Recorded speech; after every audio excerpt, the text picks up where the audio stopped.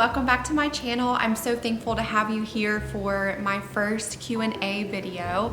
If you're new here, my name is Leisha and I have been documenting my leveling up journey with the School of Affluence Secrets of the Elite Woman program that I joined in July of 2020. So this summer school is the program that I have been a part of.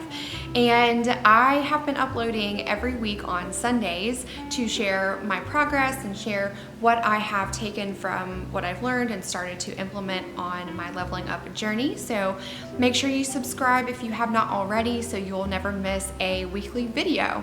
This is my first Q&A video, so I am really excited to dive into these questions with you. I think we have, let's see, about 15 questions that I'm going to be going through in this video. I also wanted to remind you that if you haven't connected with me on the private Instagram yet, it's at Leisha Leveling Up. I share behind the scenes and some things that I don't get into here on YouTube over there, so I can keep some things private but still share what I feel like would be beneficial or things that I want to document about my journey. So with that being said, let's go ahead and dive right into question number 1. Was your husband on board with your leveling up journey? How are you approaching this being already married? So yes, my husband was on board.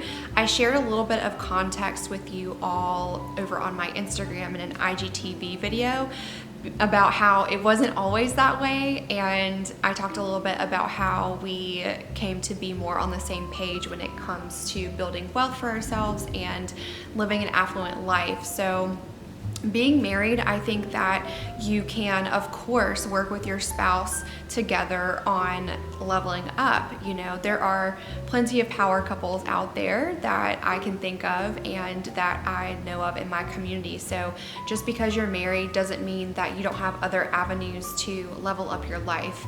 Marrying a more wealthy man is not the only way that I see to level up, and there is a lot more to it than that. Question number 2. Does location and peer pressure combined make you go for that beach bum aesthetic that you have in the past? Are you around people who see elegance as being too much? Yes, so I think that in the past it did. This is totally what affected my decisions and influence to have a more beach bum aesthetic. I talked about this a little bit in previous videos about my style and where I am sort of coming from. So I'll link those up here, but essentially the location here, it's such a laid back place. There are a lot of vacationers.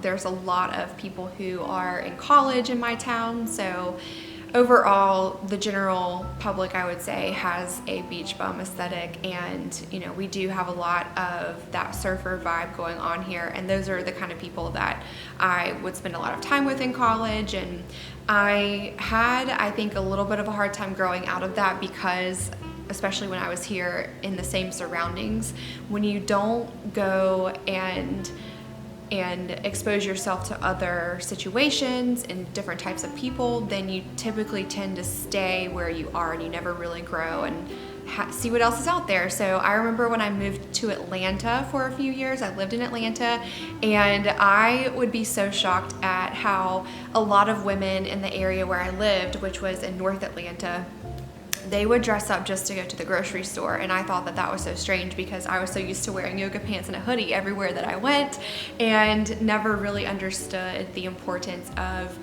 you know, putting on some makeup, putting on some actual clothes and looking elegant. And the women in Atlanta that I was around really showed me that you can put a little bit more effort in and it goes a long way. And as far as being around people who see elegance as too much, I don't really think so. I think that I have figured out ways now, thanks to the program, that I can dress in more casual situations and still have an elegant look and have poise and it not be coming across as too much. I've gotten some comments about the way that I've been dressing lately. I did actually get a comment from someone in my family that said, "Oh, you've been wearing a lot of nice dresses lately," which is something I typically in the past wouldn't wear a nice dress even to dinner. I've been able to just wear shorts and a tank top, and it would just be good enough for me in the past, but not anymore, not anymore. Question number 3. Would you have been able to have an elegant lifestyle before, or does the socioeconomic mobility help with realizing your goals?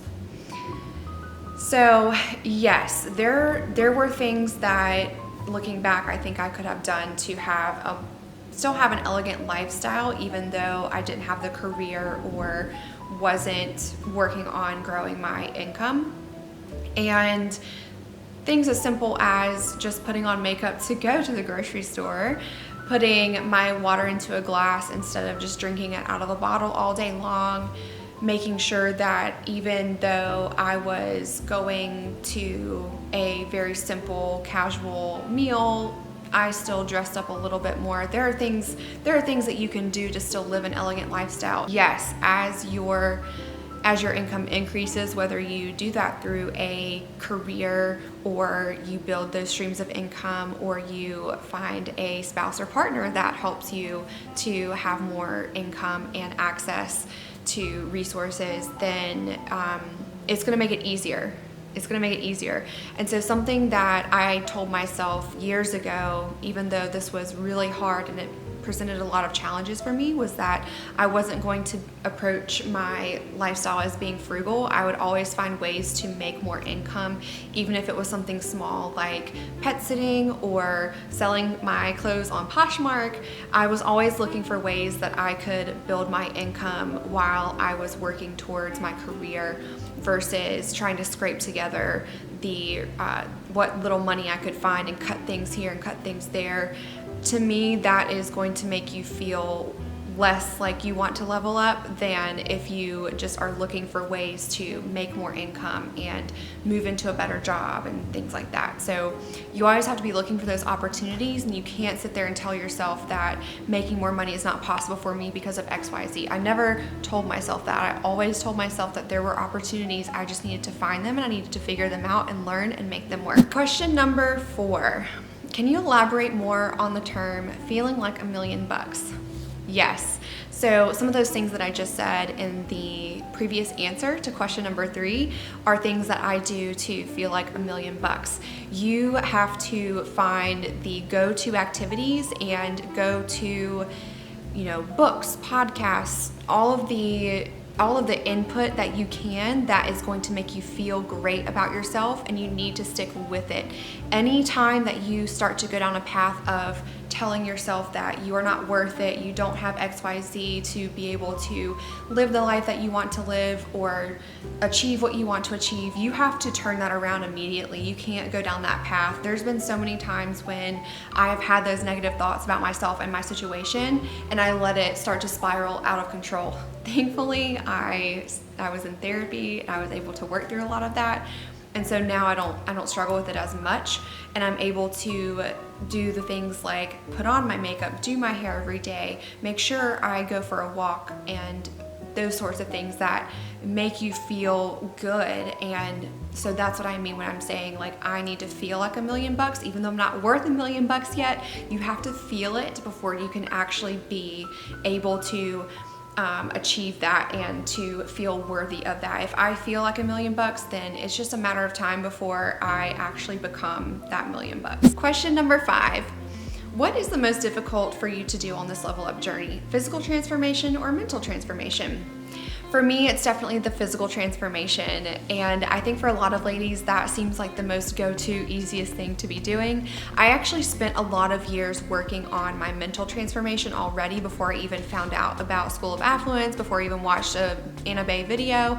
I had invested a lot in my therapist and in books and podcasts. For some reason, I feel so grateful about this every day that I stumbled upon a lot of great coaches and leaders that were able to, for some reason, I think because I was having challenges with my mental health, I really latched onto learning about how the mind works. And so I had already spent several years doing that. That was easy for me, and I'm so glad, because that's the foundation to be able to now work on the physical transformation and to take all the confidence that I've gained and turn that into an outward expression. So, but it is a little overwhelming because I look at a long list of things that I need to do, especially with my wardrobe. I feel like it's going to take me several months before I can have a full basic capsule wardrobe wardrobe to start from to build my own personal style. And so that's why I have a certain strategy. If you didn't watch this past week's video, I talked about that with the style module, but physical transformation is a little bit more difficult, and I have to make a lot of appointments before I even really focus on my closet to do my skin and hair and take care of my nails. And I actually just started working with a personal trainer, so I've got that one down. And so it's the beginning of September. I still need to make my skin appointment, my hair appointment, and my nail appointment, but I'm going to be doing that or trying to get to that within this week. Question number 6. How do you decide if the investment you're planning, have done, or are soon to do is worth it? For me, and this is my personal way that I analyze my risk on an investment. If it is going to save me time, if it is going to save me money, then I'm going to make the investment now. Here's something that I also think about too before I make an investment. Am I ready to actually take what I am investing in and do something with it? So let's say it's a coach. If I pay $5,000 to a coach to help me and show me exactly what to do in my business, is that going to help me shave off a few years of me trying to figure it out myself? Absolutely, it better.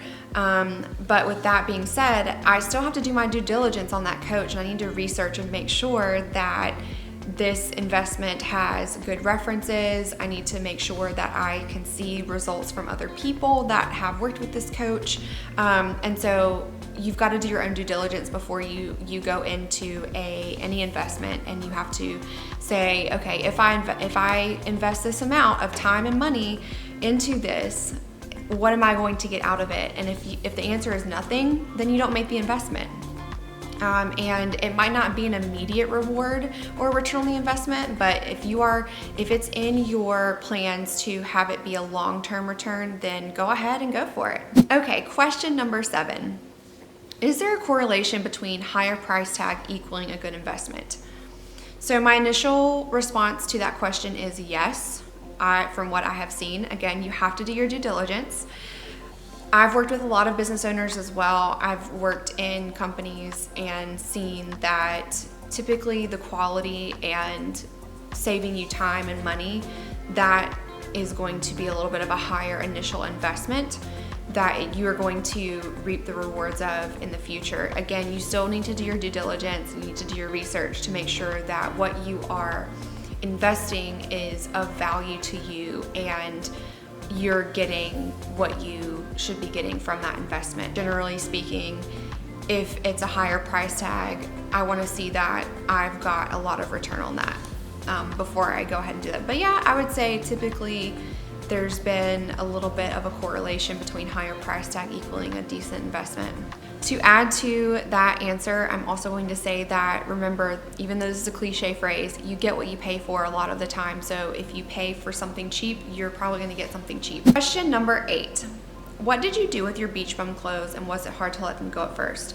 It was a little hard to let them go at first because that was a season of my life that I was very comfortable in. But ultimately, I'm glad, I feel refreshed that I finally let that phase of my life go. I actually listed a lot of the clothes on Poshmark, and I donated some, and some I just am not going to be able to, I really don't think anyone will be able to use, so I haven't donated them. But there's different things I can do with like old t-shirts, for example, to recycle them into cleaning cloths for my house and things like that. Question number 9. How do you deal with negative or jealous feedback with your leveling up journey? So the way that I deal with it is I always remind myself that often I filter my feedback. So if it's a jealous piece of feedback, I don't really listen to it and I don't let it bother me anymore. At first, it was a little bit hurtful because I genuinely love to cheer people on if they're doing something that's really great for themselves. But now I filter it out. If it's a genuine piece of constructive feedback, I want that all day long. But if it is coming from a place of jealousy, I don't listen to it. Question number 10. When joining the program, was there anyone near your area that you could meet or have simple chats with about your journeys? Have friendships blossomed from other elegant ladies in the program near you? Yes, actually. So there's no one in my specific town or more than a few hours away from me, but I have connected with a few ladies that I'm so thankful to have connected with. I hope that in the future I can go to maybe Atlanta or down to a few other cities around that are only a few hours away and meet some of these ladies, because I think that having a group to support you is everything, and that's been something very beneficial for me. I've had a hard time feeling like I don't have a lot of people around me in real life here that would understand what my goals are and would be able to support me and encourage me from an understanding place. So yes, absolutely. There have been a few friendships starting, and I hope to meet some people in person in the future when all of this pandemic stuff is gone. Question number 11. Do you wear these clothes alternatively or different clothes every day? So I have a few other outfits like this one that I'm wearing that I will wear every day that I wasn't able to fully show in the video, but those outfits I've been wearing for a couple of weeks or a few weeks now. So yeah, I wear those every other day. So I might wear one of those outfits to my dinner at the club. I might wear, and when I say club, I mean country club. I might wear one of those outfits for work one day. So yes, I do actually wear those, but not every single day. So I have some other filler separates and things that I will wear throughout the week as well. Question number 12. How do you set boundaries at work? Okay, for me, my work boundaries are pretty important. Even though sometimes my work will pile up or my email inbox will pile up, I will not get on my computer before a certain time of the day, and I will not stay on it after a certain time of the day is over. So that's one thing. I don't check email or respond to emails right away unless I see that it comes in as urgent. So that's another boundary that I have. Also, when I'm working on a project and it requires my attention and I need to go in and do a lot of things, then I set my notifications to mute, and I will sometimes put in my status that I have my head down in a project. So if it's very urgent, please give me some time to respond, or I let them know what times I will be responding to messages. So yes, those are a few ways that I set boundaries at work. I also do not go to a lot of social gatherings with people at work unless it's with some people that I feel like I need to work on my connection with a little bit. So if it's after hours, I really try to limit the time that I spend on after hours gatherings and events. Okay. Question number 13. Did you ever feel like others don't see you like you see yourself? In terms of feeling like a high caliber woman, but not being able to showcase it yet because you're still in your transformation? Yes. So this is something that I've had to think about a little bit, because I've shied away from going out to, let's for an example, my country club. Let's just say my country club. I've shied away a little bit from going to the dinners and going to be seen there because maybe I have some acne going on or like a bad hair day or something. So I'm really trying to put my best foot forward so that I can hopefully present myself as an elegant woman as much as I can right now. But you can't just wait. So I've decided I'm not going to just wait around for my certain leveled up version of myself to come along, because that could take me a little while, and I need to practice my confidence by being out and about a little bit more. So I feel like at times I've had some people that don't really see the fully leveled up version of myself, of course, yes, but when I talk and interact with people, you can still bring that version of yourself out as much as possible, and it gives you an opportunity to practice your speech and your poise and those sorts of things. So I felt like that, but I have to just keep working through it. Question number 14. Where do you buy elegant clothes, and what brands do you suggest? I shop all of my clothing right now gently pre-loved from Poshmark, It is an app that I think they only ship within the US. We have it in the US, but you could also shop on eBay as well for gently pre-loved items that are quality. I am currently loving the brands Karen Millen and Theory. I have a few pieces from some sort of lower but affordable range brands like J. Crew and Taylor, Banana Republic. Not always the best quality, but the style is what I'm going for right now, and just working on not having that beach bum style and having more of the elegant style in my day-to-day. So, you know, right now I also have a few items from French Connection and Zimmermann as well in my likes on Poshmark that I am looking at. Zimmermann is very high end as it is, but you can get some pieces on Poshmark for a decent price range. So those are really the brands that I'm starting out with. Question number 15, what are some books to read about leveling up? Okay, so I haven't gotten too much into books that are about elegance specifically. I have been working on my mindset and finances a little bit in addition to the course program or the program content. But I would have to say that if you are starting out on this journey, it would be a good idea to refresh your mindset if you are in a place where you need to do that. So the books I would recommend are Awaken the Giant Within by Tony Robbins, really anything by Tony Robbins. The Success Principles by Jack Canfield, great book. And as far as finances go, I Will Teach You to Be Rich by Ramit Sethi. Great book if you are looking for some practical ways to start to set up the foundation for building your wealth. Because, you know, again, remember for me, I'm doing this with my husband. My goal is not to marry up. We are working together on our finances, and so we want to be able to approach it well. We want to still enjoy some things that we value, but we are going to deprioritize and not spend our money on things that we don't value anymore. So that's kind of Ramit's approach in a nutshell, but there's a lot more to it, so you should check out his book. I think we will leave it at that, ladies. So again, thank you so much for being here for this first Q&A video. Give this video a thumbs up if you would like me to do a few more Q&As. I can also host these over on Instagram if that makes more sense. This one was kind of long, I think, not as short as I like to keep my videos. I typically want to go for around 15-minute videos. I will be back on Sunday to share all about week 5 of the Secrets of the Elite Woman program with you, which was about etiquette and poise. So thanks again for watching. I will see you later. Bye.